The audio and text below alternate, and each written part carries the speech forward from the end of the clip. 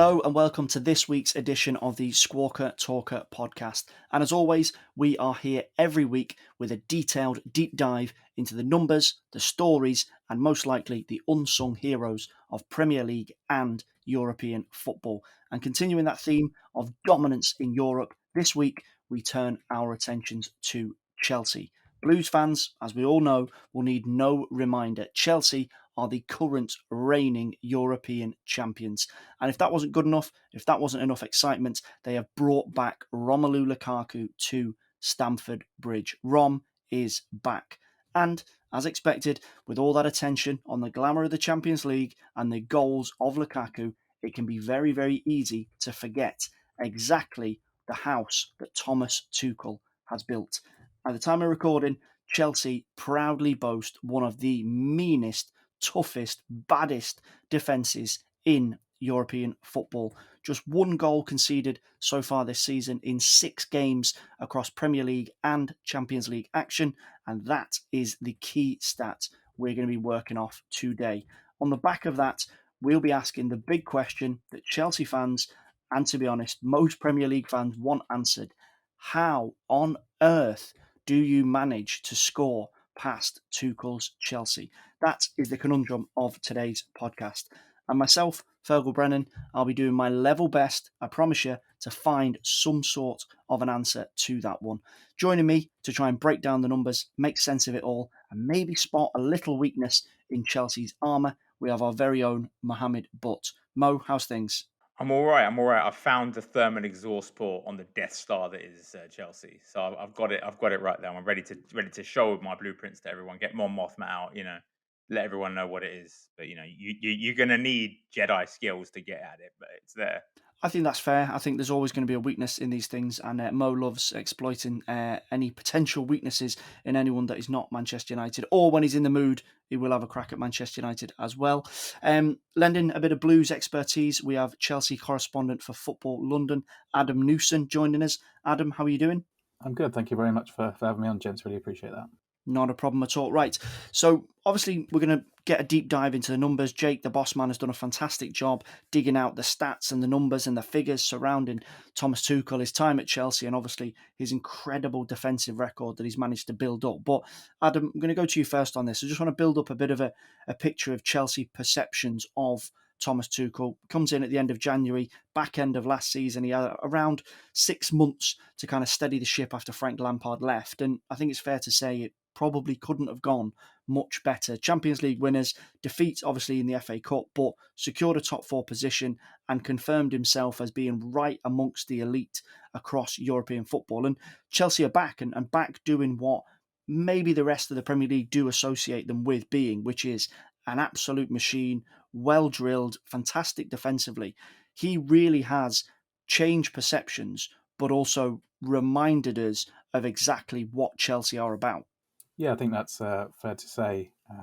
From my perspective, it's the speed at which he was able to do that after replacing Frank Lampard, which was the standout for me, really. When he took over at the end of January, Chelsea were in a bad place. They were easy to play against. They were conceding goals, and Tuchel came in and he said he made this decision to change system to the 3-4-2-1 or 3-4-3, and he made that call on the plane over from Paris. It wasn't one that he studied for hours and hours. It was sort of a gut feeling, and it absolutely transformed Chelsea's season. They went from being open and easily got at to just being incredibly resolute defensively. And the fact it carried them all the way through to the Champions League win and to the Premier League top 4, although they needed a helping hand from Spurs on the final day, was impressive. And he's only continued that this season, and I think nothing has changed in terms of the defensive structure this season. But what Chelsea now have is a goal scorer, which is the only thing they really lacked last year, which is why they look so formidable at the start of this season. Mo, when you look at the numbers, we get a kind of bridge from the back end of last season where he came in and it was a fairly unusual situation. He had 6 months to secure a top 4 position. He more than met expectations, got top 4, and then won the Champions League. And the defensive record obviously is going to be the focus. We're going to get into the numbers in just a second. But perceptions from yourself and from non-Chelsea fans, he comes in and this defensive record was just incredible. 2 Premier League goals conceded in his first 10 games, one of them being an own goal for the unfortunate Antonio Rüdiger. That type of form, when you look at it from the outside at Chelsea and you look at the way things had maybe gone a little bit sour or a little bit stale under Frank Lampard, what was your response when you're seeing Chelsea as a Manchester United fan, as a Premier League football fan, and you're thinking, oh my God, this guy's just arrived and you can't score against them. 10 games, 2 goals conceded. That was a frightening start for him to make. Yeah, I don't know. I was surprised because Thomas Tuchel's always been a great coach. I mean, in a way, I was surprised because he's known for being attacking. His teams were always very attacking, very open defensively, and I always thought that's what he'll bring to Chelsea. They'll be great fun to watch. But he went the opposite way. He made them very defensively solid. But I wasn't surprised that Chelsea improved because Thomas Tuchel is one of the best coaches in the world, and Frank Lampard is a man who should never have had the Chelsea job in the first place, and only got it because they had to go a year without buying anyone. They needed to work with all the young players he had on loan at Derby, and they thought, well, if we hire Frank Lampard, no one's going to really have a go at us. He's basically Teflon. He'll have a year, and it worked, and he did well as well. To be fair to him, with those young players, Tammy Abraham, Mason Mount, Reece James, all them guys, he brought them through more or less. But when it came time to integrating it to established stars, Timo Werner, Kai Havertz, he had no interest in doing that, and the team was starting to struggle because it's like, okay, this guy doesn't really have any sort of big idea, big picture. We're kind of changing formation every week. What's going on? So they're bringing an actual coach, like a really brilliant established coach, and immediately this amazing squad that Marina Granovskaya has put together suddenly starts winning games everywhere. You're like, I'm not really surprised. I mean, again, the method of it was surprising because if you'd watched any of Tuchel's teams before, you thought they were going to be attacking and win games that way, and then maybe get quiet a few times at the back. But there was the opposite. But it wasn't a surprise. I mean, Tuchel's always done about how he wanted to work with Kanté. He wanted Kanté at PSG, and like he had Kanté, and it was almost like he said, "Okay, well, I finally got him. There's no other superstars in this team that I can see really. Let's build around him." So what does he do best? He presses. He wins the ball back. He starts transitions. So let's play in transition then. So I think maybe it's almost like he looked at Kanté and just built the team around him and what he does well, because. I mean, you look at Chelsea last season, he was their superstar, right? They're Champions League semi-final, first leg, second leg, Champions League final. He was the best player in all 3 games by a country mile as well. I don't know how Jorginho's getting Ballon d'Or shouts and Kanté isn't. I'm sorry. Come on. Kanté was the reason they won the Champions League. Jorginho was just there along for the ride. He played well, but he was along for the ride. And he wasn't the reason he won the Euros either, by the way. But it's honestly, it was impressive. It wasn't a surprise because I knew how good Tuchel was, and the scary thing was at the time you were consoling yourself, thinking, okay, they're not going to dominate forever because Timo Werner can't still score goals, and they seem wedded to the idea of him being a striker to the point where they sacked Lampard because he wouldn't play. Not just because, but it feels like the fact that he wouldn't play Werner, wouldn't try to integrate Werner, was one of the reasons why he got sacked. And you're thinking, okay, so they clearly want Timo Werner to be the guy, so they're not going to become invincible because he obviously isn't a consistent goal scorer. And then they go and spend 100 million on Romelu Lukaku, and you're like, oh no, here we go now. Because now they're the complete package now. That squad is ridiculous. Ben Chilwell, I think he played his first minutes of the season. Like at the start last night, yeah. Yeah, Ben Chilwell, he's brilliant, and he's been sitting on the bench this whole time. Reece James is on the bench. They sold, and I'm just, look, they sold. I know it's not about their squad, but they sold Mark Gahey, Kurt Zuma, and Fikayo Tomori, which, by the way, I would argue is definitely Europa League quality defense. Maybe even you could argue 4th place Champions League quality defense. Definitely, though, Europa League quality defense. They sold all 3 of them this season, and they still have the most outrageous defensive depth imaginable, right? With Rüdiger, Thiago Silva, Christensen, Malang Sarr, Trevor Chalobah. I mean, Aspilicueta can play in a back 3. I mean, their squad is so good, and Tuchel coaches them he uses all his experience and all his intelligence as a coach to make them into a sort of terrifyingly formidable defensive outfit that knows how to create good and easy looks for the striker. And when the striker was Werner, that was almost like you're thinking, well, what are you even doing? But now that they've got an actual lethal goal scorer up front, it now becomes this sort of ridiculously perfect engine of counter-attacking football.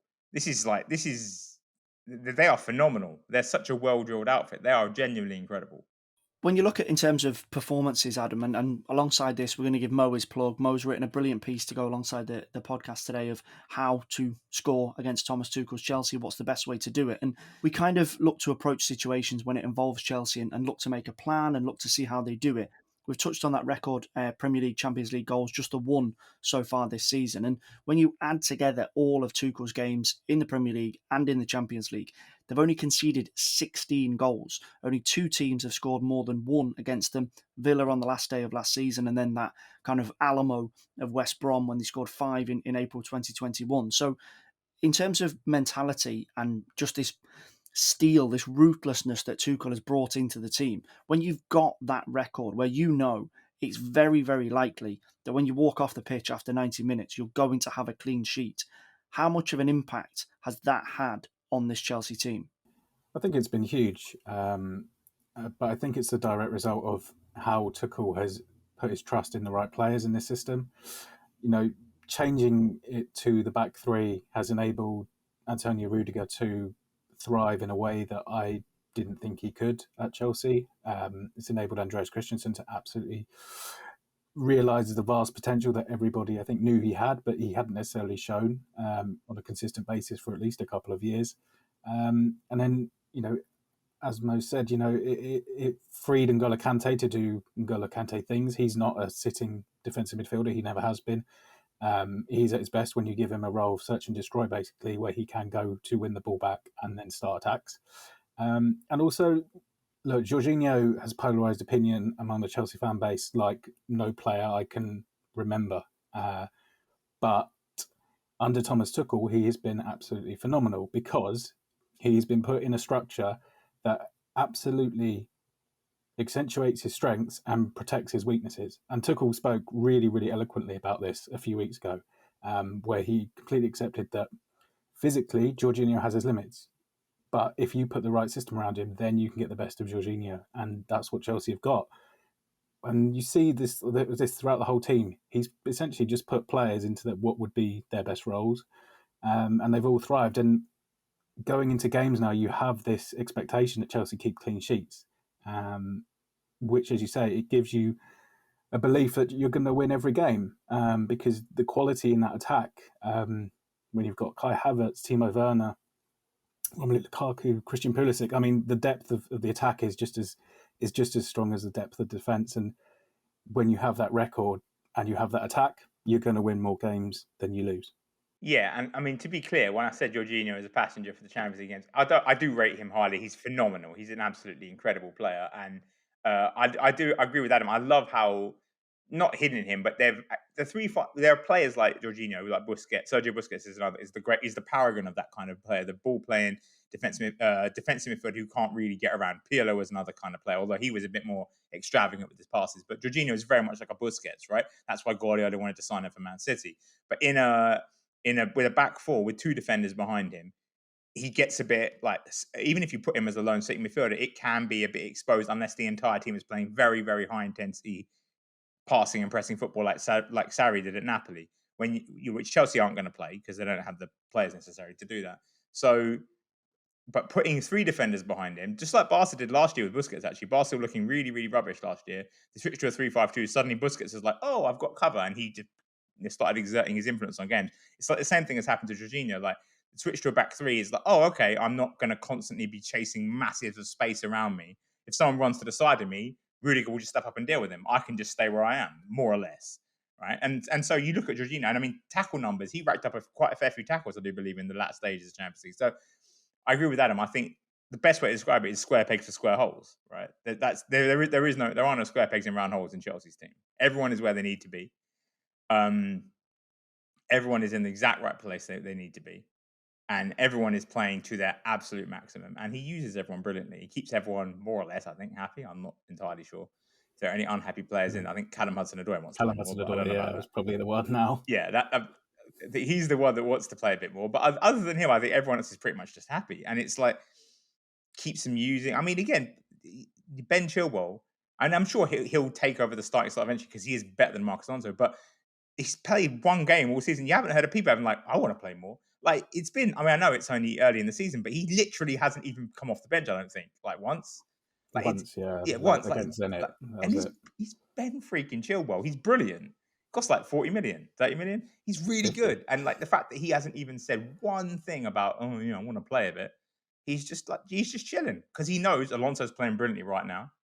I can't mess with it. Tuchel's just done an amazing job, man. We're going to look at some of the numbers. Adam, we're going to go to you probably with the positives, and then Mo, we know that you like a little bit of negatives and picking holes in Chelsea, so we're going to let you have your day with that in a second. So, Adam, looking at the strength, we're going to continue the Chelsea love I do like positive things too. Yeah, no. But I am being positive towards your negativity. That's what I'm doing. It's a double positive negative. It's something. It's something. We'll work through it. Right. Adam, positives. That's what we're going to go with. We're going to go with you on the positive side of it because, as we pointed out, Chelsea defensively are absolutely superb. So, in terms of the basic numbers, in terms of goals that conceded, obviously we've looked at that already. So, types of goals. This is something that I found really, really interesting because it demonstrates not just the back 3 or 5 or on the odd occasion when Thomas Tuchel has gone with the back 4. It demonstrates the system. We talked about Jorginho and N'Golo Kanté and the role that they play in making sure that space is defended, space is managed to flush out opponents and stop chances being created. So when you look at the amount of goals that have conceded, 16 we mentioned in total, 15 from inside the box, just 1 from outside the box. And I think the telling positional chart in relation to that is how many dispossessions there are on the edge of both boxes.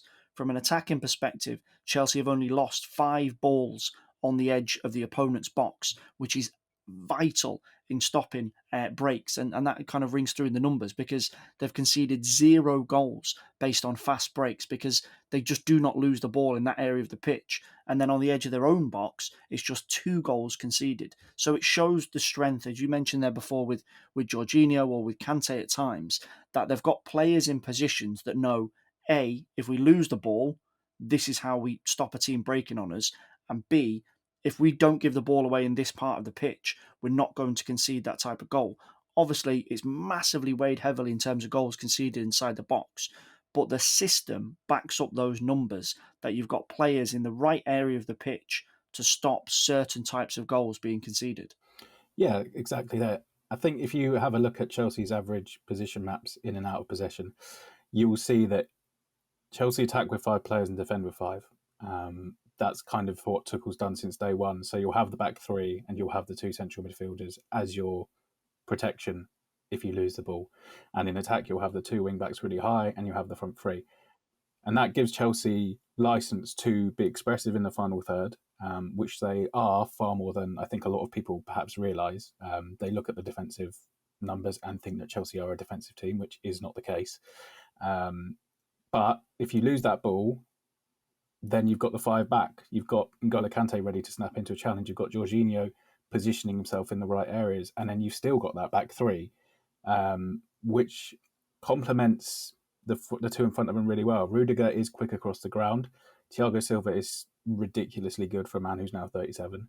And Cesar Azpilicueta, again, is mobile enough, given he started off life as a fullback, to again close down space. And it just works so well that it is really hard to get at Chelsea. Obviously, we will talk about this more in a bit more depth in a minute of how you can maybe do it. But the reality is Chelsea will counter-press you if you're high at the pitch, and if they don't, then they'll get back into their shape. And at that point, you're probably not going to get through them very easily, especially if N'Golo Kanté is playing too. If N'Golo Kanté is not in that midfield, and it's a 2 of Kovacic and Jorginho, then there are gaps you can exploit. And I say Kovacic is excellent on the ball, not so great at looking behind him when a team is in possession, and Jorginho's mobility is an issue, as we discussed. But when N'Golo Kanté is there, he does do so much of the work that it does make it really difficult to get at this Chelsea side. Although obviously Mo's now going to tell you how to do it. Yeah, so you mentioned Azpilicueta and Rüdiger there, and that's the key. Those are the key players to getting at Chelsea, because obviously essentially they're the essence of Chelsea's defensive strength, right? Because when you get the ball, if you get the ball beyond Kanté, which is not impossible but not easy, obviously, if you get the ball beyond Kanté and get at Jorginho, he's not going to close anybody down. If you come into his wheelhouse, he can deal with you, but he's not going to run after you and tackle you. So suddenly there's like, okay, you can get at him and you can get at the spaces. What happens is Rüdiger or Azpilicueta, usually Rüdiger, comes storming out of the back line like Cam Chancellor. If you ever watched the Seattle Seahawks 2013 Legion of Boom, Rüdiger just comes steaming out of there like a free safety and absolutely just wallops whoever is in there. Like it's utter violence, and it's amazing to watch. He does it every game. Sometimes he goes a bit over the line, like when he basically elbowed De Bruyne in the face and knocked him out of the Champions League final, which he was lucky to avoid censure for that. But mostly he's just good old-fashioned defending, like the kind of thing that Graham Souness would do. Well, maybe not that violent, but just honestly, he comes out and just wallops anything that moves. And it's so effective because he is, like Ab says, he's so quick across the ground, he's so strong, and his instincts and his technique are so good. He knows where and when to go, where and when to hit someone. He's not just coming out like a ball in a chance shot. He knows exactly, okay, he's going to go there. And he's there. He's there before the guy is, before the attacker is, and he gets him out of there. Azpilicueta is a similar level to that as well. But obviously, he's not got the physical gifts. And so he's not quite as good at it. Which is just simple thing. But those two essentially are very aggressive side defenders, which is why Chelsea, I've always think, look better when Azpilicueta's there versus when Christensen's there, because Christensen isn't that aggressive as a defender. He's better in the middle role where him rotating with Thiago Silva, who, again, it's so funny because he is obviously a massive weakness in terms of mobility, but his reading in the game is just peerless. And when Chelsea are going into a rear guard, oh my God, forget about it. He's just outrageous. When they go into a rear guard and he only has to cover like 10 yards of space on the side of him, he's just outrageous. You're thinking, he's constantly everywhere, wherever the ball is. But when they're playing a bit more open, I think Christensen is a better bet to go in there. But honestly, there's so many options. But the weaknesses of those two, because they come out and they press either side of Jorginho to shut out counterattacks, right? And it works 90% of the time. However, they're also the weakest passers in the Chelsea side, both of them. They are by far and away the weakest passers in the team. And they're not there for their passing, so that's fine. But if you can tempt them into clearing their lines poorly, and look at the goal Chelsea conceded in the UEFA Super Cup against Villarreal. It's a great example. And also the FA Cup final goal as well, to a degree. It's a great example of how you can sort of get at Chelsea, is you tempt one of those two onto the ball. You make sure that Rüdiger, they can't get the ball to Thiago Silva or Christensen, who are great passers. You make sure Azpilicueta or Rüdiger has it, and you basically dare them to pass through your lines. But you have to be in a medium high press, not necessarily a full-on high press, but a medium high press. And then you dare them pass through us, and they will try. And then you just cut off the passing lanes and get the ball back. It's very difficult to do, but again, just go back and watch the Villarreal goal. They do it. It's absolutely deliberate. They push the ball into Rüdiger, and then they absolutely set a trap for him. Like, go on, and he panics and hoiks it through there through a gap that's not there. They get the ball back, and then that's the easy part. It's just the funny thing. Then it's the hard part. Is you've got to then, because they're going to come out, both of them so aggressive, their instinct is going to be to come flying out at whoever has the ball. Oh, I've given it away. Going to win it back now. And this is where you have to act fast, especially if Kanté is playing, because if Kanté is playing, he's on you from that side, from behind you, and they're coming at you from the front. You act fast. Either you have a great dribbler or, in Villarreal's case, pass. You pass the ball around. Rüdiger, Thiago Silva, Christensen, not a massive obstacle. They're not very mobile. And then you can get at the space behind them, because then there is huge space, because Chelsea rely on the brilliance of Azpilicueta and Rüdiger, which 90% of the time, 95% of the time even, it works out, right? It's a gamble you take because it's a gamble that works. They're so good. They're so athletic. Their timing is so good. It works, right? But when you can get past them, there's space there to attack. And then you only have the small fact of trying to beat Edouard Mendy in goal. So it's really, like I said, the thermal exhaust port, it's right there. You can get at it, but it just requires incredible skill to do. And that's the best way. You look at the FA Cup final goal, same thing. A bad Chelsea pass out from defence, right? They pressed him into a bad pass. I think it was Reece James that made it this time, which was actually unusual because he's an excellent passer. They pressure Reece James into a bad pass, turn the ball over quickly, get it into the space in front, behind Kanté, next to Jorginho. Jorginho doesn't even run over to him, to Tielemans. He's like, I'm not going to do it. He's calling Rüdiger, come on, do it, do your thing. And for some reason, Rüdiger doesn't come out and do his thing. He stays where he is. And I mean, it's just a 1 in a million shot, right? He wouldn't have done that. He tries it 100 times, he's not going to do it again. But he hit the shot, it went in. But structurally, the goal is essentially the same thing as the Villarreal goal. Is you tempt their wide centre backs into bad passes. You win the ball back before it gets to Jorginho, before it gets to Kanté, and then you're behind them. And as good as Kanté is chasing back, he's much better going forward and pressing. So if you can get behind him, there's a There's a bit of a chance. Again, like I keep saying, it is the thermal exhaust port on the Death Star because it's such a tiny window to hit, and you need such precision skills to do it. And that's why it's only happened twice. And I mean, technically Salah scored the penalty, but that was just a mix up at a corner. That can happen, right? It's so hard to do, but you can do it. And I mean, we saw Villa score against them yesterday, but that was a Chelsea B team. But it was a cross from the wide area. Those two wide centre backs are the target because they're the weakest passers on the ball, and that's either you press them, which is very risky because they're physically imposing, but you can try pressing them directly, or you can try tricking them and baiting them with the pass and then pressing the pass. But those are the guys to exploit. Those are the guys, and it's hard to do. It's almost impossible to do, I would say, but it's possible. You can do it.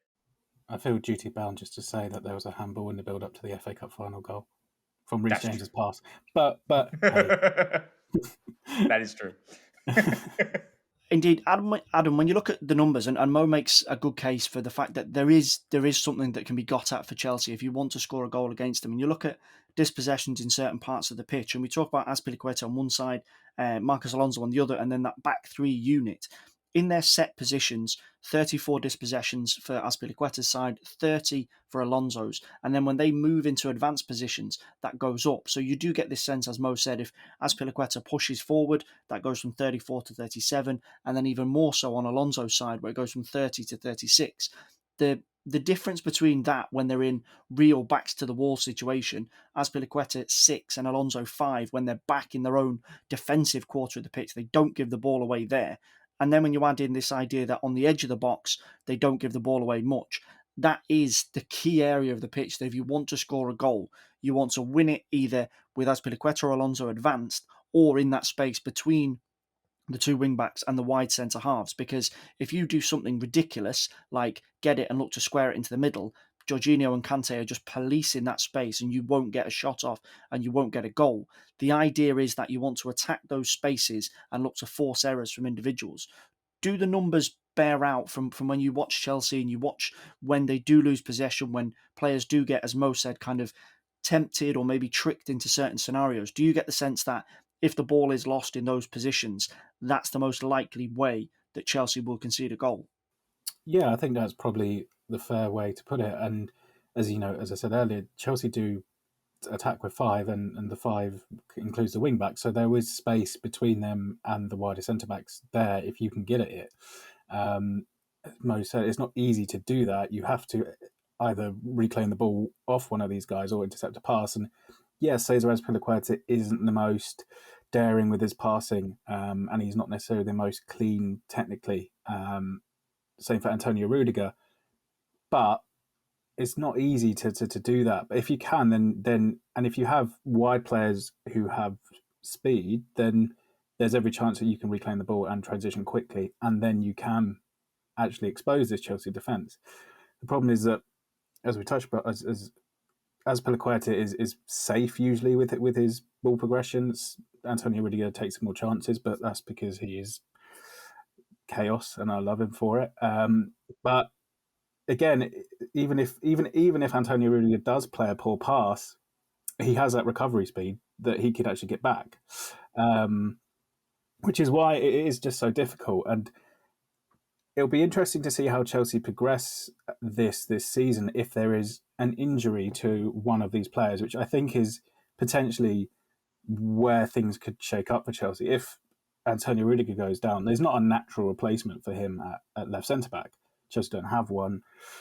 Trevor Chalobah could fill in there. Andreas Christensen has played there for Denmark, so there are those options, but nobody would play that role with the same level of intensity, aggression as Antonio Rüdiger. So that would be intriguing. But yeah, they're the two channels you can exploit. I'd also, as I said, if N'Golo Kante is not playing, you can get down the middle a bit easier, but it's not exactly like it's a huge weakness.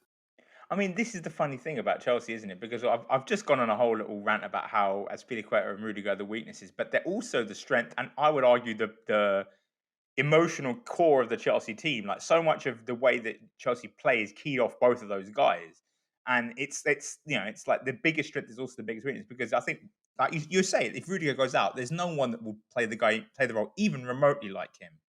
Like, maybe the closest would have been Kurt Zouma if he'd stayed, but you sold Kurt Zouma. And I don't think anyone else even would come close to the intensity And I mean, yeah, the chaos that Rüdiger brings, right?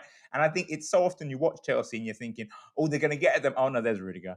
Oh, they're going to get, no, there's Rüdiger. And you almost lose track because he doesn't even necessarily put up huge numbers because a lot of what he does is doesn't show up in metrics. But the amount of times he just disrupts opponents is every game he does it multiple times. And I just think that's the only thing that's going to really disrupt Chelsea this season is an injury to one of three guys, Rüdiger, Kanté, or Lukaku. An injury to one of those three, that could really throw them off because Lukaku is going to add, I mean, I know this is about the defense, but Lukaku adds genuine goal threat up front. His team, I've said it before in this podcast, and by the way, people of Twitter have not liked this, but I'm sorry, Lukaku is hashtag Werner but good, right? I'm sorry if you don't like that, if you're a Team of Werner fan, but it's true. Kanté is, I mean, good God, he's got a Kanté. I don't need to talk about this guy. He's everywhere. He's two people in one. He's the most incredible, ridiculous pressing machine I've never seen a midfielder like him. His passing range is sporadic. Sometimes he can't even play at 10 yards, like in other directions. Sometimes, and then he's looping 30-yard passes over defenders' heads like he's nothing.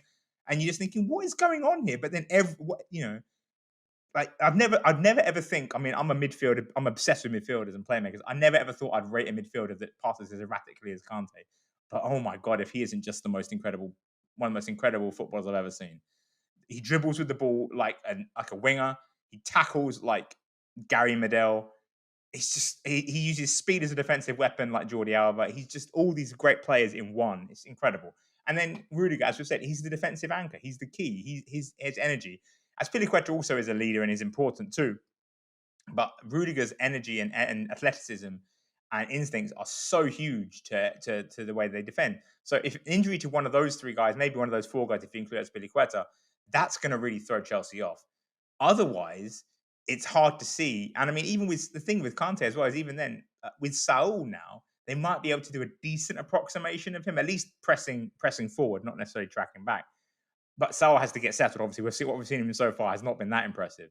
But if Saul can get settled, or if you've watched Atletico Madrid, what he does do, what he's always done very well, is press in forward and score goals and kind of do the stuff Kanté does going forward. Of course, he doesn't do the stuff Kanté does going backwards, and he doesn't do anything as well as Kanté because he's not Kanté. But he has his own qualities as well, which could add to Chelsea's depth. But as of now, Rüdiger and Lukaku, especially, and then Kanté too, those are the players they need to keep healthy. Assuming they do, and I mean, you don't see any reason to doubt they will. I mean, Kanté will pick up a knock here and there. He usually does, but as long as it's nothing too long, too extensive, they should be fine.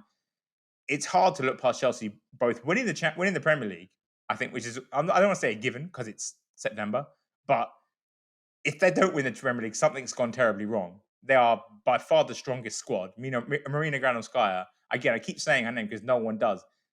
Just give her all the awards, all the flowers, all the garlands, all the trophies now, man. The squad she's assembled is ridiculous. It's the best one in the world. Their squad is great. Their coach is great. Their team is great. Everything about them is great. So to me, they don't have the weaknesses. Man United don't have a midfield. Man City don't have a striker, right? If either of those two things had been solved, we would have had a real title race on our hands. And Liverpool just don't have depth, right, beyond their starting 11. So those are the three main contenders, and they've all got big flaws. Chelsea don't have a big flaw. So I think they're going to win the Premier League. I don't know about Champions League, but again, at the same time, looking around Europe, I don't see anyone's going to stop them. Honestly, PSG, unless they look a mess. Frankly, they don't. I mean, they've got great talent, but they look a mess. Bayern Munich, I don't know. Maybe I don't know. To me, Chelsea are just they look like they could do it all. They could honestly do a treble. They look that good. Adam, one of the most difficult metrics to measure in all of this, we can talk about numbers of possession and giving away possession and chances created, etc. Is the old adage of the 6 inches inside your head, the experience, the mentality, and Thomas Tuchel has developed that massively in the time that he's been at the club. He's harnessed the experience of certain players in certain areas of the pitch. Thiago Silva, Jorginho, Azpilicueta, we know that is absolutely Chelsea through and through, and he's relished this kind of almost a little bit of a rebirth since Tuchel's come in, because he's breathed life into him and given him a new role. And when we look at the goals that Chelsea concede, it's pretty much a 50-50 split between first half and second half goals. 8 from the first half and 7 from the second half, based on the numbers so far in Premier League and in Champions League. But one of the interesting jump outs is that they've only conceded 5 goals when they've been winning since Tuchel's come in those two competitions. And that's the lowest in the Premier League and one of the lowest in European football. When you look at that and when you put yourself in a position when Chelsea are 1-0 in front or 2-0 in front, it comes down to two things. They have this strength of character that they won't concede, but also crucially, and Tuchel's a big proponent of this, of not letting standards drop. If they're 2-0 or 3-0 in front with 15 minutes to go and they concede a goal, he's annoyed. That plays a real crucial aspect. So we can talk about numbers as much as we want, but that harnessing of experience and mentality and standards has played as much of an important role as the tactical setup. Yeah, absolutely. I think what was really intriguing, particularly last season, is the speed at which Chelsea matured under Tuchel was really interesting. And look, this is just my opinion. It's not based on hard facts, but I think under Frank Lampard, there were players in this Chelsea group who were protected by Lampard. He would take the flak for them if they played poorly. He would be the lightning rod if things were going wrong. There wasn't a huge amount of pressure on the likes of Reece James and Mason Mount. If they had a bad game, they had a bad game. They'll probably be in the next week. He would take the criticism for them. When he goes, suddenly these guys are more exposed. Suddenly they have to grow up a bit faster than maybe they were, and they have to adapt their mentality and change it. And I think that's what we saw straight away. Tuchel raised standards, and these guys raised theirs as well. And then you put in the guys like, you bring back Cesar Azpilicueta as a right centre-back because, let's be honest, as a right-back, he was starting to get exposed by quick wingers. He didn't have the recovery pace he used to, and that was an issue. Is why Lampard was trying to phase him out. But as a right centre-back, he isn't exposed as often, and him coming back into the team is something Tuchel said was vital in his opinion, and Azpilicueta has basically started nearly every game.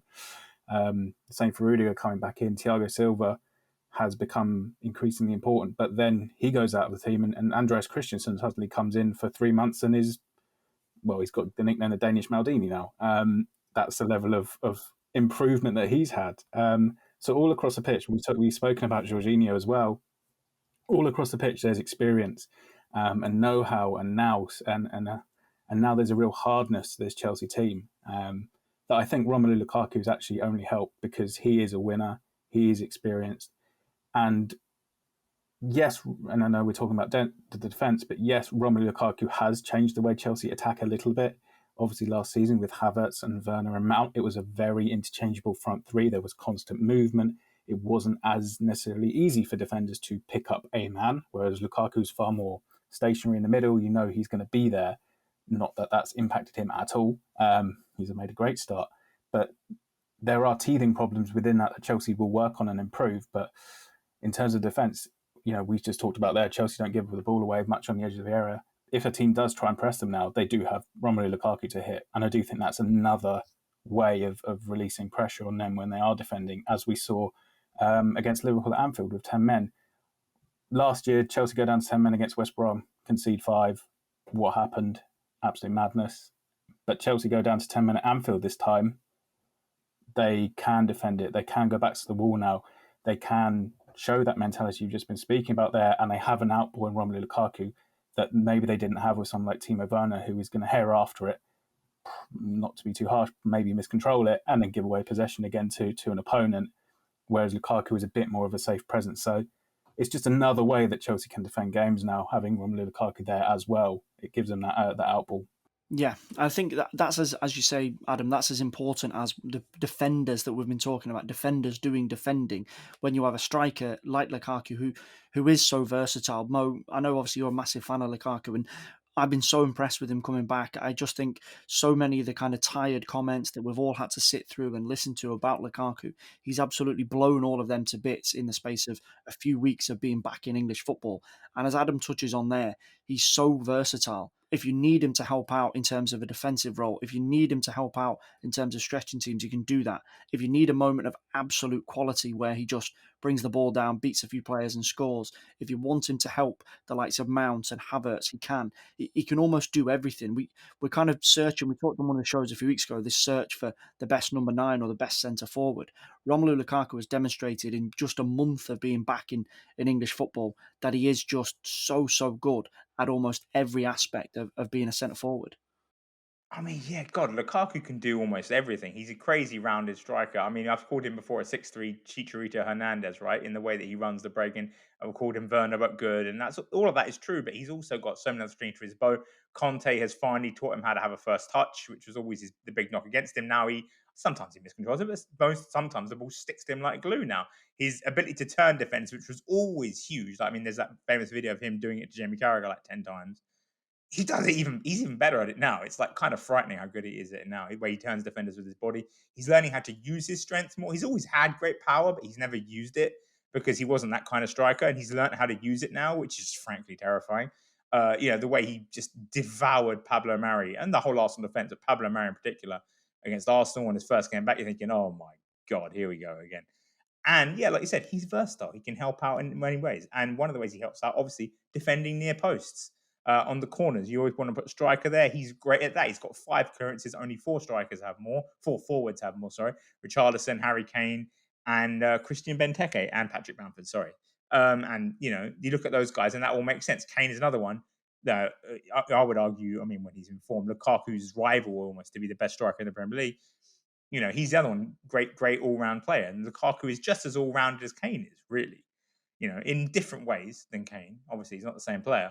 But he's just as rounded as Kane is. And you look at, the way he defends near post, 5 clearances. He's there helping out on set pieces. He can do almost anything you want to. Like Adam says, you want to go long, you want to hold it up. He can do that now. Conte's taught him a first touch. He races him behind like Werner does. He can do that. But also, he's not going to fall over when he gets the ball. He's going to muscle some defenders out of the way, get a chance off, get a shot off. He's great at linking.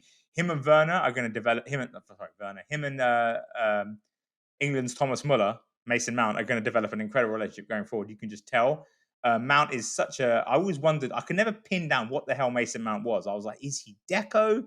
Is he a myth? What's going on with this guy? I can never figure out. And I always used to annoy me because Mount was definitely protected by Lampard.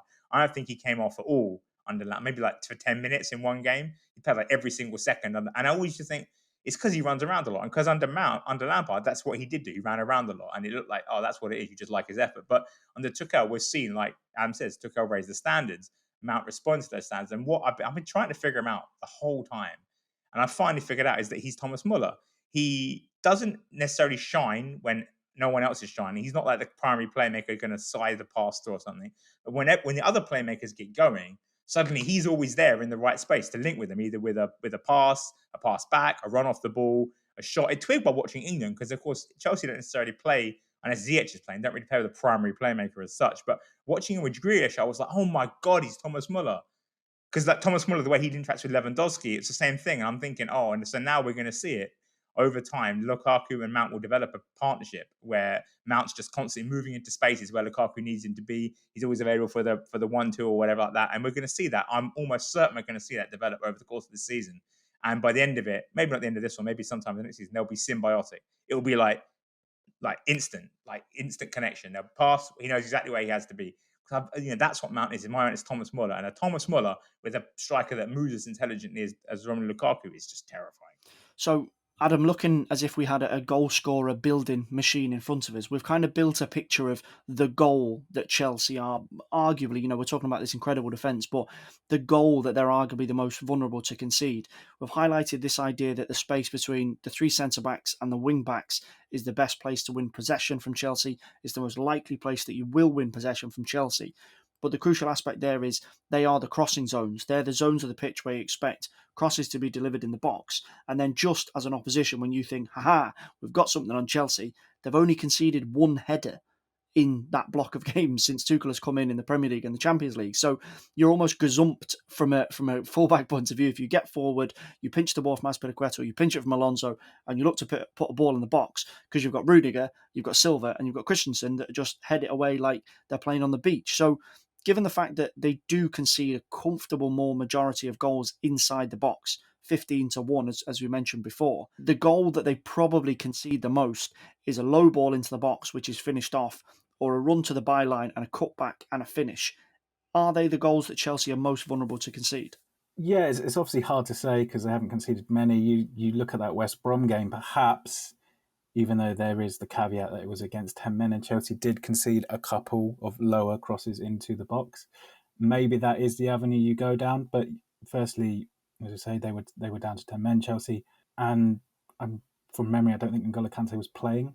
I may be wrong on that, but I think that is maybe the way you do it. I know Chelsea haven't conceded many headers, but you can get at Cesar Azpilicueta at that back post if you are a taller striker, even if it is just to win a knockdown.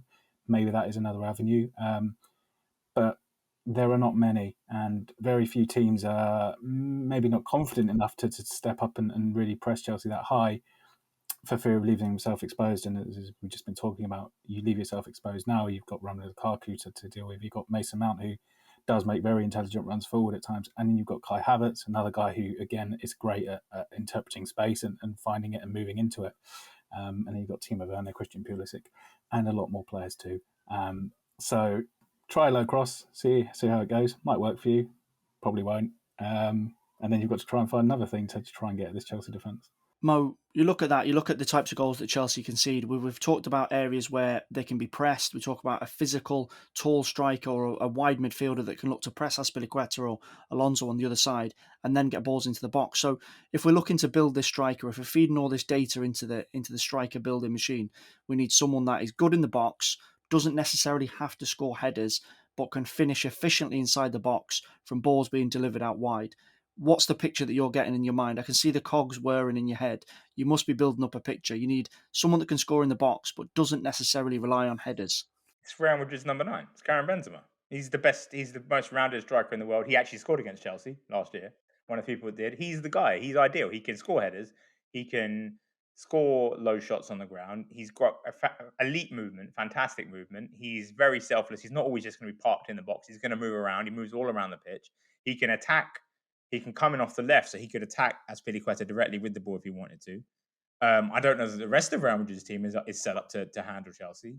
I mean, they've got Carlo Ancelotti. Maybe he knows Chelsea quite well. I don't know. I wouldn't fancy any of Real Madrid's defenders against Lukaku, for instance. But their midfield. I mean, obviously, Kanté demolished their old man midfield last year, but they could play an entirely young midfield this year. They could play Camavinga, Alaba. So they could mix it up this year. So. That would be Benzema is the ideal striker. Lewandowski obviously is brilliant, but I just feel like Lewandowski relies a little bit too much on service. In that he's not. I mean, we see it for Poland all the time. Is that he'll score, but only because Poland get crosses into the box eventually. But I just feel like you can cut him off a little bit better. Like Barcelona were handling him pretty well until they decided just to stop marking him in the box, and it's like, oh, whoops, So I just feel like he's a bit more handleable than Benzema right now. Benzema, to me, is the ideal striker if you're going to have someone to score against Chelsea. Or just Callum Robinson is the answer. I mean, yes, he's the guy. 4 goals in 2 games. Yeah, it's Benzema or Callum Robinson. There you go. Pick one of you two. It's one of them two, isn't it? No, it's impossible. It's very hard to score against Chelsea. It's almost like we're overthinking it. Do you know what I mean? Like you just have to just try and find a way to do it. However you can, try and bait those 2 wide players into making a mistake or depressing them, whatever. But then beyond that, just find a way you can get a shot at Mendy. And that's we haven't barely touched on that. This guy's incredible in goal, Edouard Mendy. Like he's so solid and just stable, and he transmits confidence. Like we were saying off air, I don't think necessarily he's a better goalkeeper in terms of his goalkeeping technical skills than Kepa or any other elite goalie in the Premier League. What he does better than anyone I've seen since Petr Cech is that he just transmits calm to the guys in front of him. Like Edison, you think, he's great, but like you think any minute now he's going to do something ridiculously stupid. De Gea, I mean, it's just alert. He's like super glued to his goalkeeping, his goal line. So whatever. Lloris is just a faded force of himself. Aaron Ramsdale is Aaron Ramsdale. Sorry. Kasper Schmeichel is good, but he's not great. So and then this Alisson is brilliant, obviously, right? And Alisson is kind of the same, I think, in that he just transmits confidence to his defense. Whether or not he's playing well himself or doing excellent things all the time, it's just he transmits confidence, and so does Mendy. And when you have a goalie that's that confident and it's that protected, he doesn't have that much to do. I don't just mean in terms of making saves, but like when the chance does come to an opposing striker, it's something he can usually deal with because it's not always going to be a very good or a very clean look. So he doesn't often have to come to Chelsea's rescue, And I just think, and that's why Kepa has been able to come in the last couple of games and not really look too bad, like not look too out of place because Chelsea's defensive structure is so good. And, they can now, I mean, not saying they're going to start rotating goalies, but it's not like before when they were bringing Kepa in, you're thinking, they're going to lose now. They're going to concede a goal now. And now you don't think that. You just think, oh, no, they'll be okay. Unless someone starts really whacking shots at the guy, but otherwise they'll be okay. And they have been okay so far. There's no weaknesses. There's very, very tiny, tiny weaknesses in Chelsea. No big weakness at all. They're very, very well put together side. Adam, before we wrap up and we look to kind of get a little bit of a firm answer on whatever limited chances you get against Chelsea, how to score, I just want to look at it from a Premier League perspective. Mo's flagged up Karim Benzema, who we know is in absolutely supreme form so far this season, and he scored against Chelsea last season. Mo Salah is the only player to score in the Premier League against Chelsea so far this season. And there is an interesting thread when you look back from the goals conceded last season. We talked about Callum Robinson, and Callum Robinson kind of gets wheeled out as this little bit of like trivia stat of goals against Chelsea. But there is a running theme with the majority of players who scored a Premier League goal against Tuchel's Chelsea. Robinson obviously getting 2 in the 5-2, Takumi Minamino for Southampton. Other scorers in that West Brom game, we have Matthias Pereira and Bayern Yang, Christian Benteke for Crystal Palace. There is a rolling theme when you go through some of these names. It does start to get a bit more heavyweight later on in the season with Kelechi Iheanacho and Raheem Sterling. But is there maybe an argument to say the best way to score against Chelsea is to be a bit of a B or C or D list striker? Because the elite strikers, aside from Sterling and Salah, haven't scored against Chelsea in the Premier League. It's been the Callum Robinsons that have managed to find the back of the net. Perhaps. I think that it's really hard to judge that West Brom game fairly, so kind of try and take it out of that equation. Even those goals Christian Benteke scored, it was in a 4-1 defeat for Palace. And it's that Chelsea maybe conceded goals when they've already got the game sewn up. I don't think there's necessarily a sort of lack of concentration on Chelsea's part in these games. As we said earlier, Thomas Tuchel is absolutely relentless on the touchline. My God, the man does not stop. As you know, I was at the game last night and he threw his cap onto the floor at one point in anger. And that's the level of intensity he brings to it. So his team have to do the same for 90 minutes against every single opposition. So I don't think you have to be a sort of lesser Premier League striker to have a chance against Chelsea. You have to be a very good one, as Karim Benzema is, and took his chance in that Champions League game brilliantly. It was such a wonderful goal that. Or you just have to have that moment of space. But look, Chelsea beat Aston Villa sort of 10 days ago, 3-0. Chelsea conceded quite a lot of chances in that game, but they had Edu Mendy. And that's the thing. Edu Mendy is not a big personality necessarily on the pitch, but he does transmit that serenity that Mo was talking about there. And he is increasingly becoming an absolutely phenomenal shot stopper. There was a double save in that Aston Villa game, which was brilliant. And I think Chelsea had to go through the tough times of Kepa, and Kepa's got something like 6 clean sheets in his last 9 under Tuchel, so he's now starting to maybe just rediscover A, his confidence, and B, his form. But he's not going to usurp Mendy, because Mendy is definitely one of Europe's best goalkeepers now, without a doubt. So we've built up a bit of a picture of how you can possibly, probably get yourself a goal against Chelsea. We know it's not going to be easy. We know it's definitely not going to come kindly for you if you're trying to bury one past Edouard Mendy and co. But Mo, we're going to throw over to you for the final thought, because it's not just the current defensive system that Chelsea have got in place that's so impressive. It's their potential to create a little slice of history. Now, I'm talking way back. I'm talking José Mourinho at Chelsea for the 2004-2005 season. They conceded 15 Premier League goals that season. Now, based on the record so far for Chelsea, just 1 goal in the Premier League so far this season. Very, very similar record. 2 goals conceded in their first 10 games in that season for Mourinho. Tuchel's Chelsea are well placed to bomb on and maybe break that record. Given everything that we've talked about today, can Tuchel get one over Mourinho? Firstly, a caveat: it's very early. It's end of September, so it's very early to make any sort of big predictions like that. However, you know me, I love to make big predictions like that. I'm going to say, I think I'm going to say they can do it, and I'll say that for one reason. Well, it's kind of 1.5 reasons. That is 2 reasons, let's say. They've already been to Anfield, which is, one of the hardest grounds to go. They've already been there, conceded just the 1 goal. And City don't have a striker.